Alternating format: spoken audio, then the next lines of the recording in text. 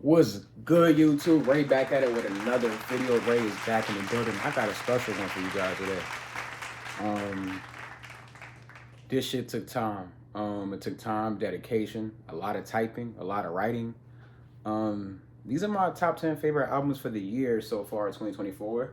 So basically, if you dropped an album after July 2nd, you are not on this list. So do not think I didn't put you on the list. You're just not on the list because I'm doing the halfway point. This video should have been made, but I just started YouTube, so I gotta make my video now. This is not to be critiqued. This is just my favorite albums. Music is to be consumed, and everybody has a different opinion on how they feel about music.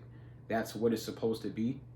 So basically, don't try to kill me for my opinion. Don't go in the comments going crazy. Don't do any of this. Don't ask me if I'm listening to this younger artist that I might not know yet. Let me sit there and learn because music is subjective. It takes time. You got to consume it.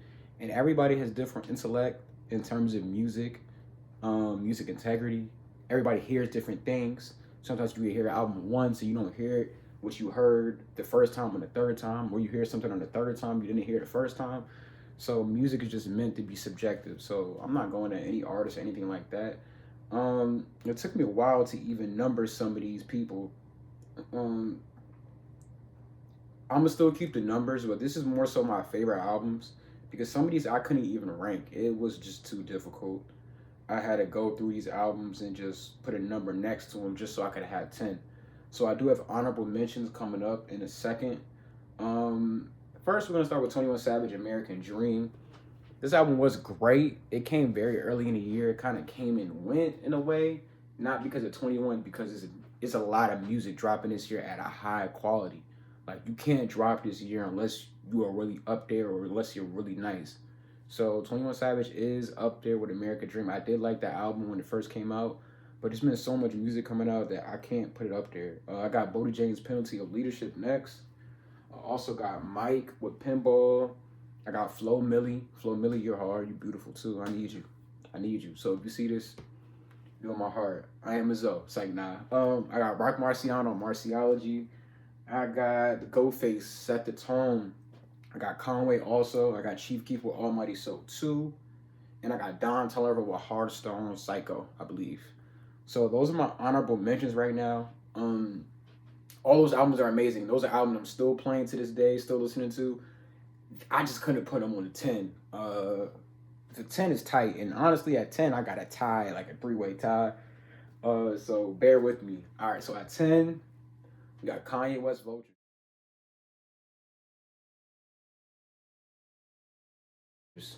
We got Benny the Butcher, Everybody Can't Go.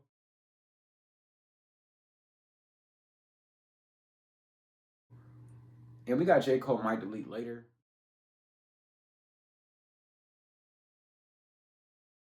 Let me start with Cole. Um, Cole's album would be higher, but it's just kind of like after he deleted the diss and everything. And I'm not mad at him for doing that. Everybody kind of killed him for it. It was like shock jock. But after you see what's happening now with Schoolboy Q show getting canceled and everything that's going on with the anti between Drake and Kendrick and how people around them are starting to get affected, Cole made the right decision just backing out. Cole likes to ride his bike in New York. He likes to chill. I love J. Cole for his honesty, and that's why he's on my wall. Because he's one of those rappers that's always going to be honest with you. He's not lying in his raps. And with music, you appreciate that because the best music is the music that's coming from you, coming from your soul. So J. Cole, I would never judge you, man. You always will be a legend in my eyes. The Fall Off, I'm Ready. I know that's gonna be one of your best albums. It could be the best, but J. Cole, you are a legend, man. I just want you to know that, man. Keep your head up. Your head is probably up. You got money. You're not really worried about what people have to say about you. But, man, you are a legend. I don't care if you apologize to Kendrick. Kendrick is a monster anyway. And if y'all are friends, why even fake a beef? If him and Drake really got issues, just let them beef. Like, I don't care about any of the extra stuff. I'm just here for the music. And J. Cole Might Delete Later is tied at 10 with Benny and Conway.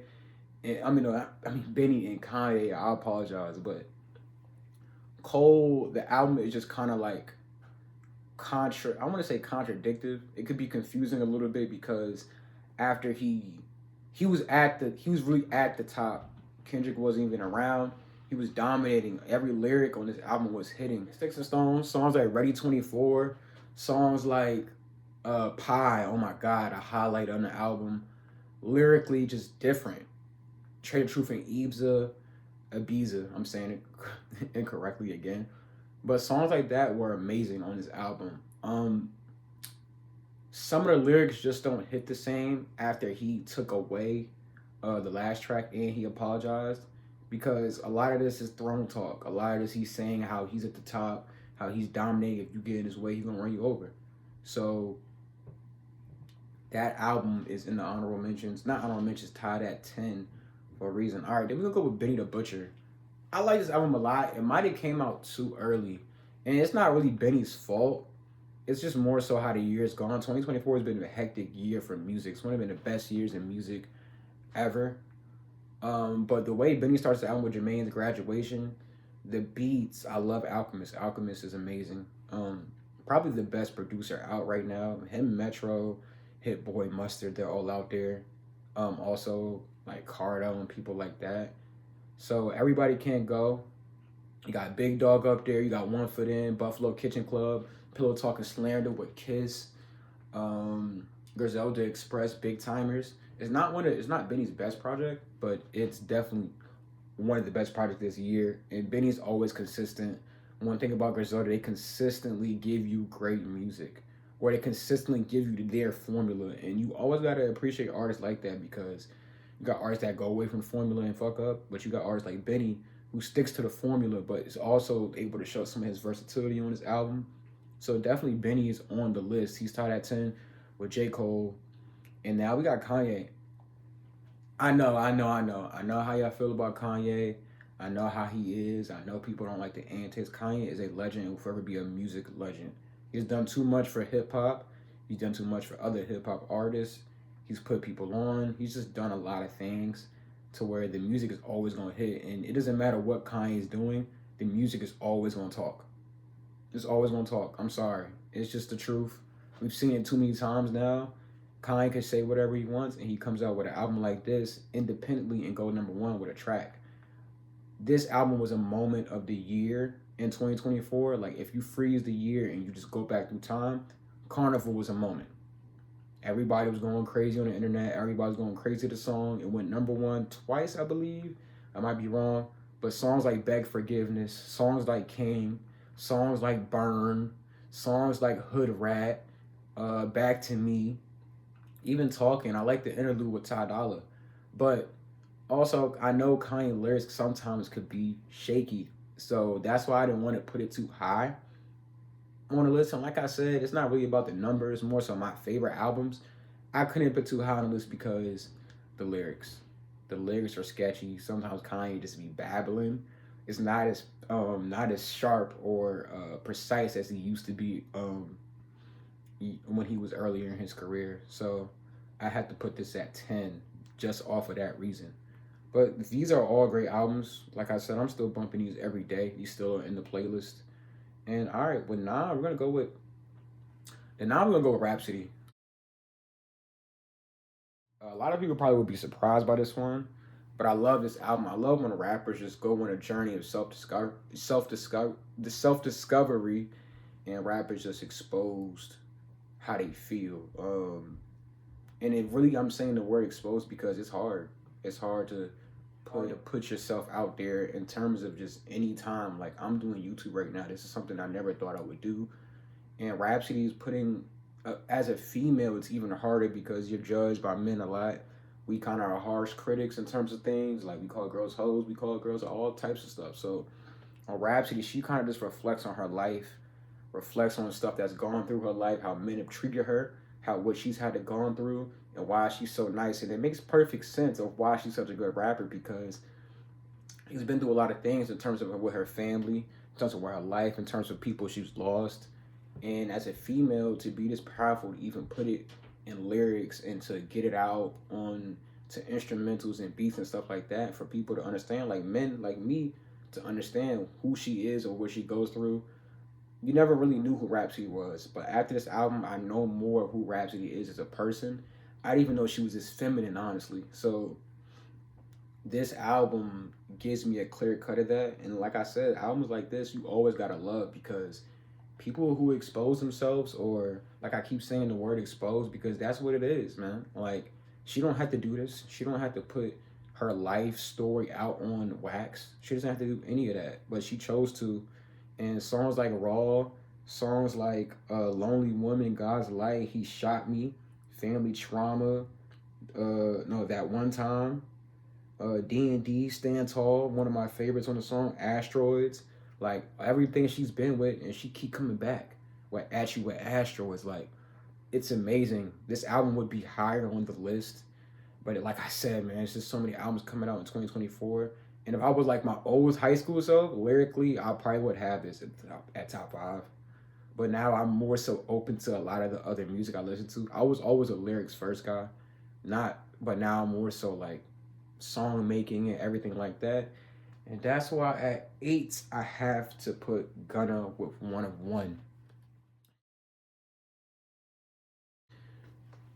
Gunna's Gunna could be hit and miss for some people. But for most people, you probably fuck with Gunna. Gunna has a formula he sticks to. Gunna has a formula he expands on, and he continues to add little seasonings, add little stuff to it, and just little. I don't even know how what to call it, but Gunna just finds a way to consistently put out solid music. Like he doesn't miss. He hasn't missed in a long time. Like I can't even think of the last time he's missed. I'm pulling up the album now just so I can get the track list. I do have my notes also. But like I said, One on One is amazing. It starts off with Collage right into One of One. And then once we get to WhatsApp, Akuna Matata, Proud of Them, and I know people think like it just feels like the same thing. But to me it's not because Gunna is lyrically saying a little bit different stuff, not crazy, but these songs are amazing. Like he goes on some crazy runs on here, like Back in the A to Trio to Still Prevail right into Blackjack. Like that shit's insane. I'm sorry. When I'm riding the car and I'm got the windows down or if I've just smoked or something, this run right here will take me through my whole blunt. This nigga is crazy, I'm sorry. And he's winning against all the odds. Like he came out of jail, he's dealing with snitching allegations, and people are still fucking with him. Mind you, that's more so a personal thing, but still, there's been artists that probably have came out and snitched that we never haven't heard of again after they got out. He's still coming out, got YSL on his back, and he's still carrying it. Let It Breathe with Roddy Rich. Time Reveals, Be Careful What You Wish For. Like these songs are amazing. So I definitely want to say that about Gunna. And then we're gonna get to 8 next. I think I got it fucking wrong. So we got 9 Rhapsody, we got 8 Gunna. Alright, so it's 7. We got Ransom with Lavish Misery. Ransom just wants you to know he's the best rapper out. Um, Honestly, you can't really argue with him. There's not a lot of rappers that can talk to him lyrically.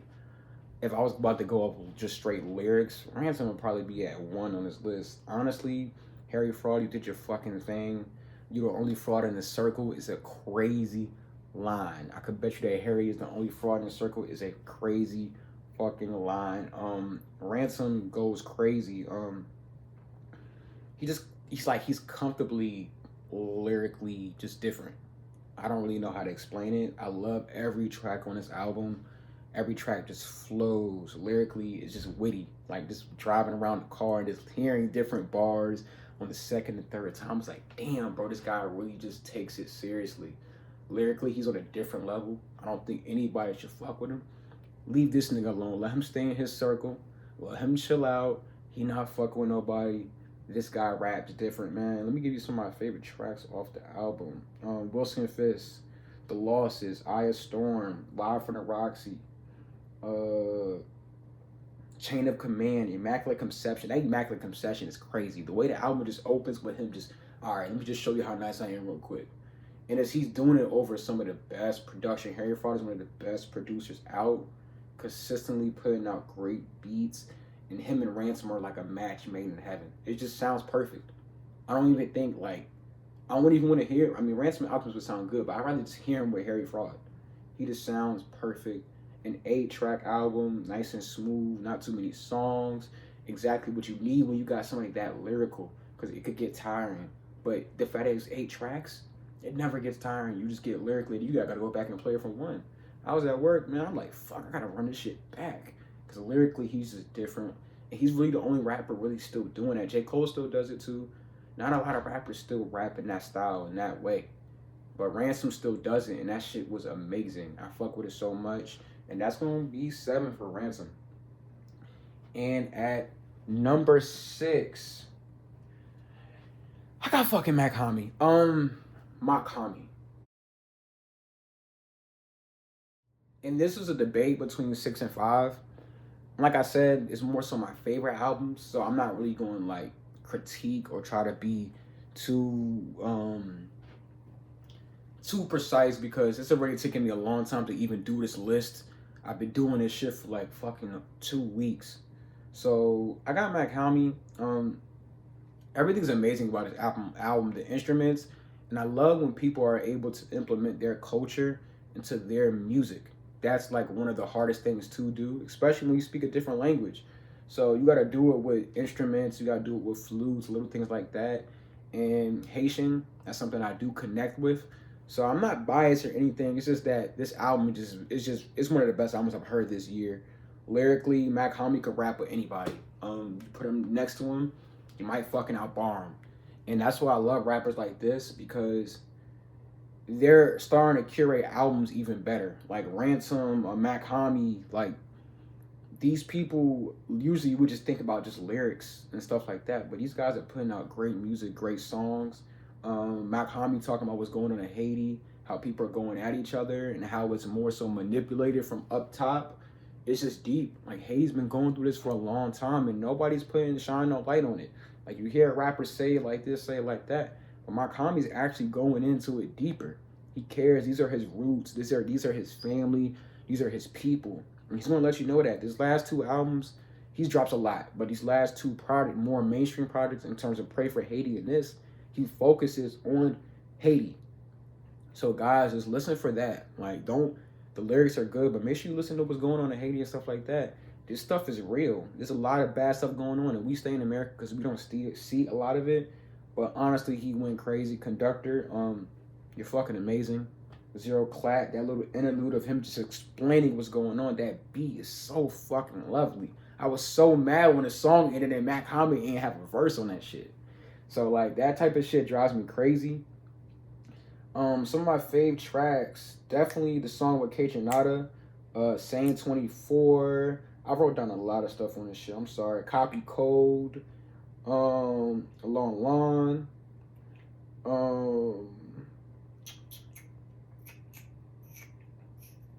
Empty Spaces. Sanjay is probably my favorite track on this. The beat switch, the way it comes into the beat switch, and Mach-Hommy just that shit is fucking crazy, yo. Like when I first heard that song, I was amazed. Political, it's not how you say it, it's more so Creole, but he spells it like that. And Mach-Hommy doesn't have the lyrics up here, so you really have to fucking listen. So that's why I can't give you a deep depth into the lyrics, because he speaks Creole and English. So I don't want to just come up here and just say anything that he doesn't mean, because this Haiti shit is serious and I don't want to fucking botch that. So at 6, I got Mach-Hommy. At 5, I got fucking Boldy. Mr. Consistency, King of Consistency, Conductor, we have a fucking problem. We really do, because this nigga Boldy James can't drop a bad album. That's the fucking problem. He can't drop anything bad.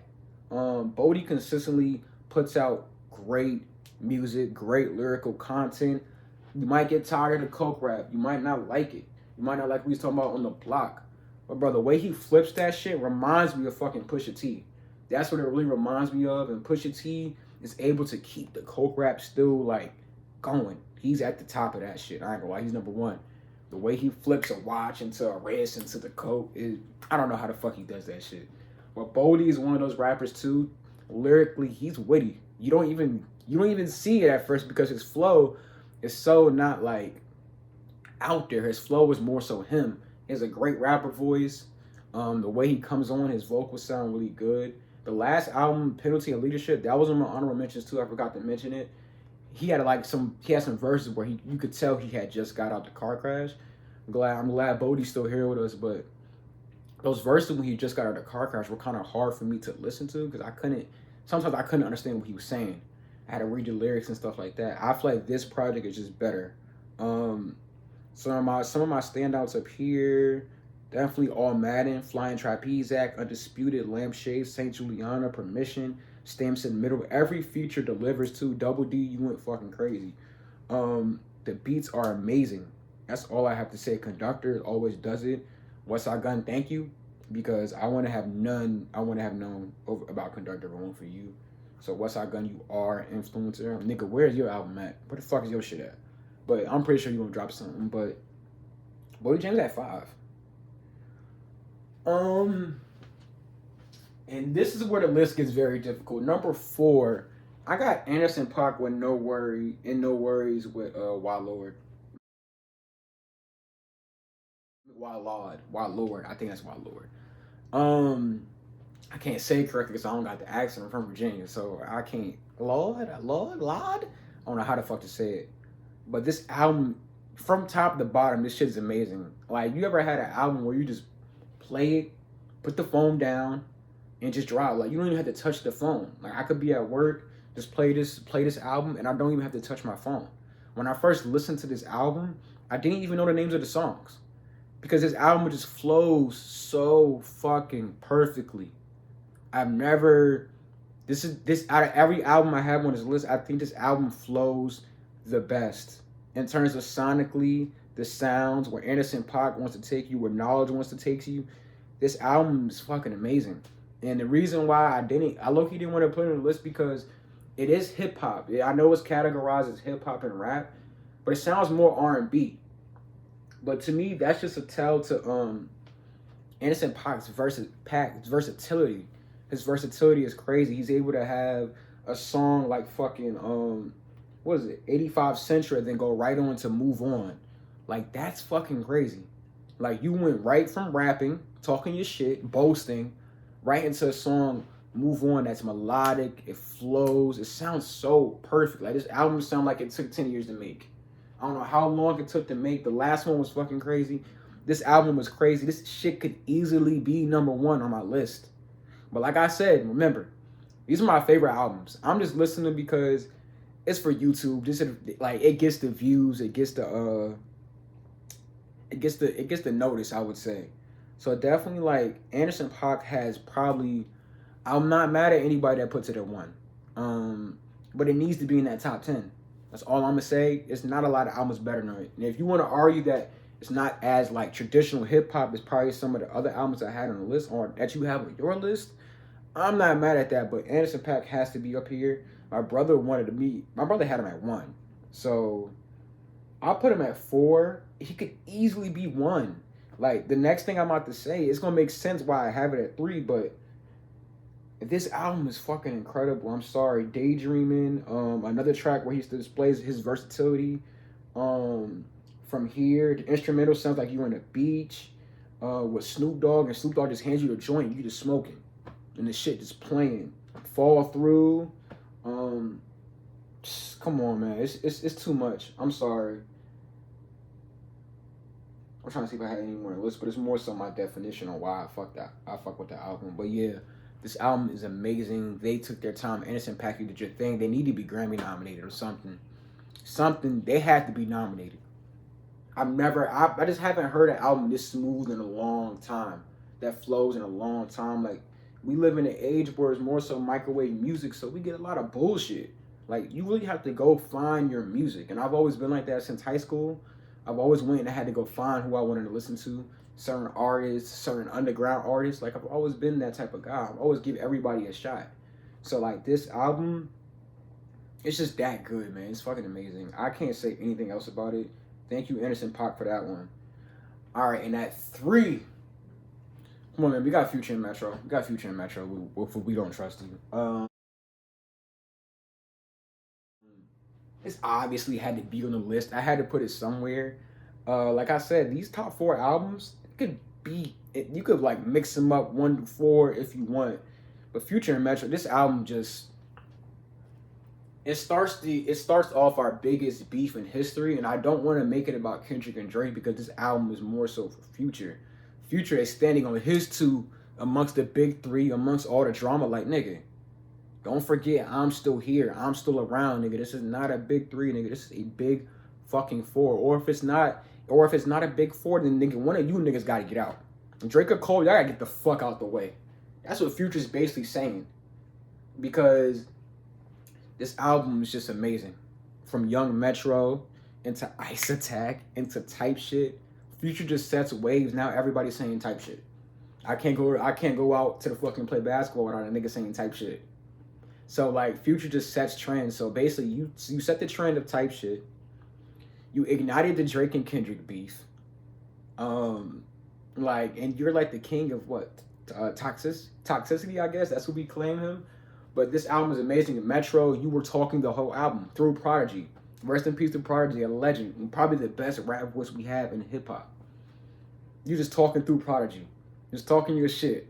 Like, that shit is incredible. I'm sorry. Like, Metro just finds a way to get his voice on the album without even saying a word. The beats speak. Prodigy speaks. Everything is just flowing. What Future is saying on the album matches what Prodigy is saying in the interludes. Like, I love when artists take their time, and when Future takes his time, he's fucking unstoppable. You can't beat the nigga. I'm sorry.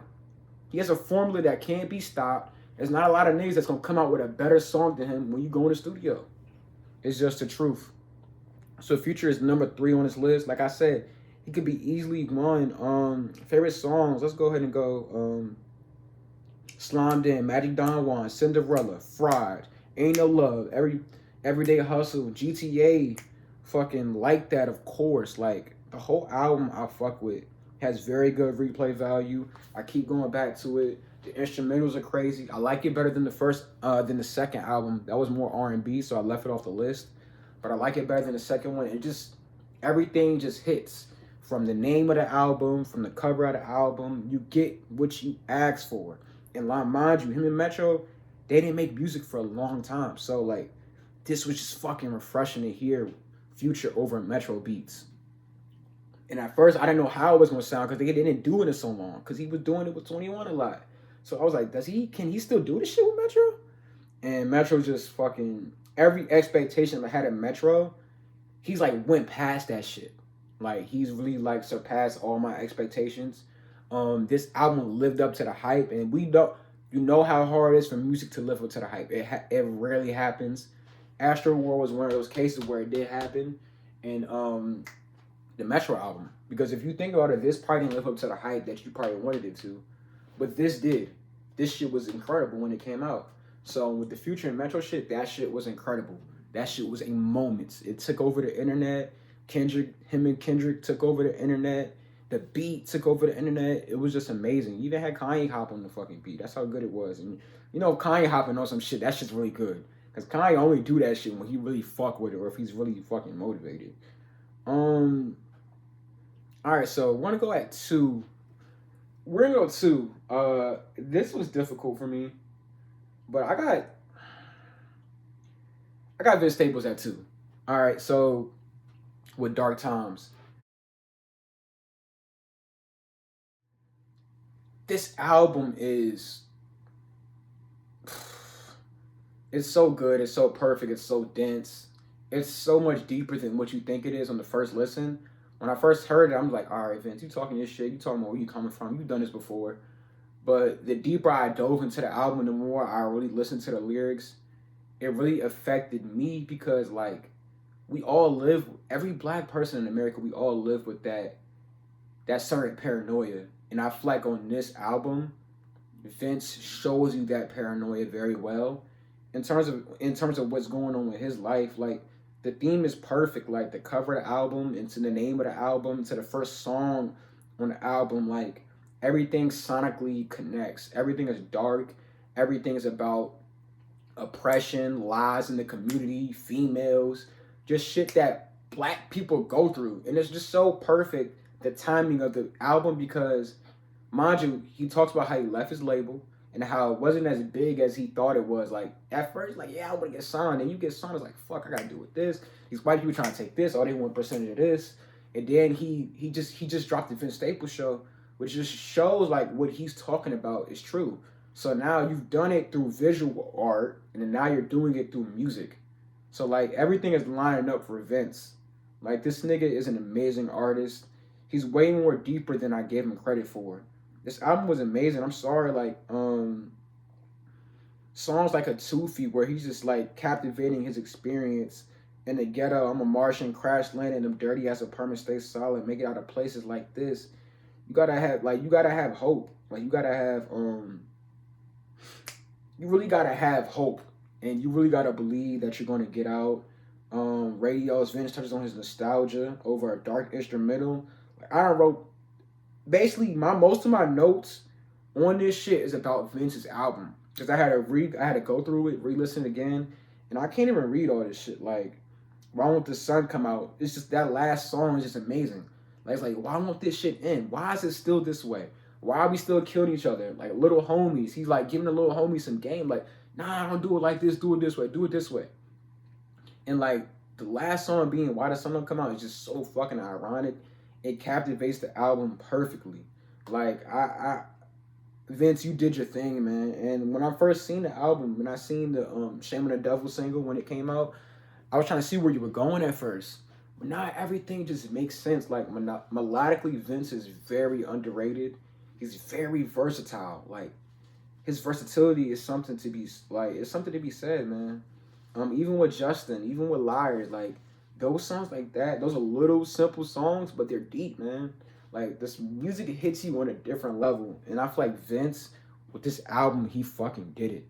He fucking did it, man. Shame on the Devil, thoughts of cheating pertaining to the devil. Vince is blaming the devil for bad habits. A Tufi, fucking in the ghetto. I'm a Martian, crash landed in them dirty ass apartments. Stay solid, like nigga. I'm special. But I'm in these dirty ass apartments where they put me. I was born here, nigga. I didn't choose to be here. Crash landed, nigga. Like, nigga, we didn't choose this shit. We didn't choose to go through this shit, go through what we go through every day.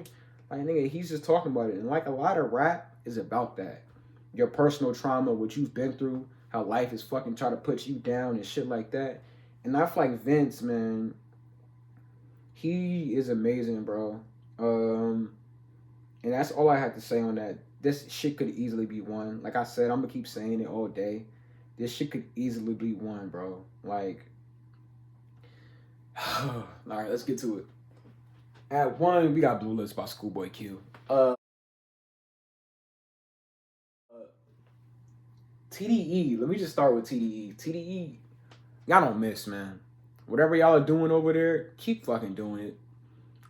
We gotta be honest. TDE's been putting out the best albums of the decade, of the last 2 decades, actually, as a label, just in terms of a collective, because you had Kendrick, Schoolboy, J Rock, SZA, Ab, Isaiah Rashad, Sir, fucking, got Ray Vaughn in there now. That nigga nice too. But TDE is just different, and you just gotta realize that whenever they're about to drop, you gotta pay attention, man, because Schoolboy Q, it's been 5 years, but this album is fucking incredible, yo.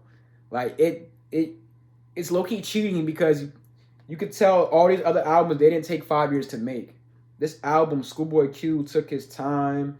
He was able to talk about his struggle, what's going on in his life, how he's a dad now, nigga. How he not trying to be on the block, nigga. How he was on the block, nigga. The beats, the instrumentals on this album are fucking crazy. The production is what makes this album number one. Schoolboy Q's like finding perfect pockets to rap on. And do a switch the pocket like on Ohio. He found the pocket and he found another pocket. But it's not like he's just jumping. This nigga's jumping and landing. Like this shit, he's landing and standing on his fucking toes and rapping confidently. It's just like, this is the most confident not the most confident. This is the most comfortable I've seen Schoolboy Q with an album. It just seems like he knows his sound. Like songs like Thank God For Me, come on, man. I'm sorry. The singles he released and how he made those singles extended on the album. Because at first he released like 4 or 5 singles. I'm like, bro, why the fuck is he releasing all these singles?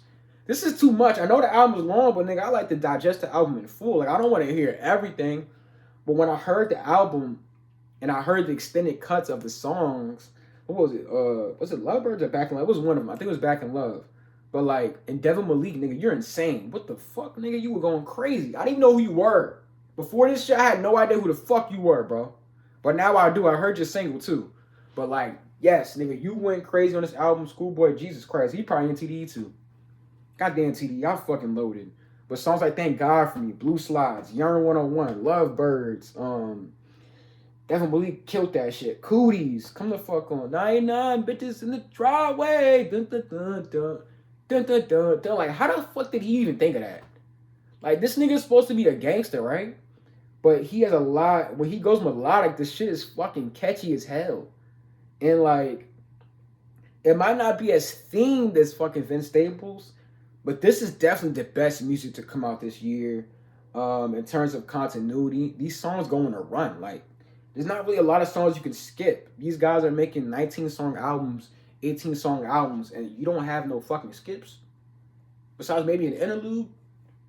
Like, come on, bro. Like, we got fucking Ohio, Freddie Gibbs. That shit was amazing, man. We got Back in Love, Lost Times, Alchemist and Schoolboy. It's always gonna win. Alchemist and Schoolboy are always gonna fucking win. I'm sorry, they're too good together. We got Germany 86, Time Killers, Pig Feet, and Smile. Like, Schoolboy doesn't make your traditional hip hop. It's more like gangsta rap, but it's melodic, and it's like gangsta rap, but melodic gangsta rap. But it's so catchy, and it's like it don't go away, man. Like, I still play this shit every day. Like, I'm going to Cooties every day. Like, I'm going to Germany 86 every day. Time Killers every day, bro. Like, I'm dead ass, bro. Like, in California, y'all going crazy this year. Like, I got fucking Anderson .Paak. I got fucking Vince Staples and Schoolboy Q all in my top 5. Like, y'all are going crazy. You guys are putting on for Cali. And I appreciate that, man. I'm not from Cali. I'm from VA. But I just appreciate great music. I don't care about all that territorial stuff. It's more so what they put in our heads. But, like, yo, this list of albums are all amazing. Every album up here is fucking incredible. Every album is still bumping every day. These guys are going crazy, man. So, all right, I'm going to close it out like this. At 10, we had Mike Delete Later. We had Everybody Can't Go. We had Vultures 1 tied at 10. You guys pick. I'm not picking. 9, we had Rhapsody with Please Don't Cry. We had 8, Gunna 101. 7, Ransom, Lavish Misery, Nigga Don't Rap With Me. 6, we got Mock Hami. Creole, man. That's Jamaican. I'm sorry. Don't fucking kill me. I'm sorry. Bodie James, Across the Tracks, Mr. Consistency. Conductor, Thank You. 4, we had Innocent Pac with No Worries. Wild Lord. Could easily be 1. Future and Metro Boomin, We Don't Trust You. Come on. Alright. We got 2 with Dark Times, Vince Staples. Stay Hard, I'ma Keep Shining. And we got Blue Lips and Schoolboy Q. So that's gonna be my top 10, top fucking 13 with honorable mentions. Like I said, I'm not really here to make y'all accept the list. I'm just more so here to give my opinion on what music I like and what I want y'all to probably fuck with. Like, put in the comments what I should fuck with also, if I even get any fucking comments. But yeah, I appreciate you guys for being here today, and that's gonna be it today, man. Happy 2024. You guys have a great day. I'll probably be back at it with another video. Probably like a trailer reaction or something like that. I've been seeing another Deadpool and fucking Cap 4. And I want to look at the Bleach shit a little bit. So hopefully I might react to those trailers.